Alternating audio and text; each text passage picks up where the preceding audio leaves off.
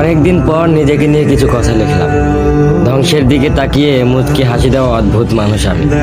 হয়তো আমি পাগল, হয়তো অনুভূতির ভিতরে কোনো এক গভীর অতল দুঃখ বাসা বেঁধেছে। তবুও নিজেকে জোর করে হাসাতে শিখে গেছি। যেদিন ভেতরটা একবারে ভেঙে গিয়েছিল, সেদিনও বাইরে থেকে এক চিলতে হাসি মুখে নিয়ে সবার সামনে দাঁড়িয়েছিলাম।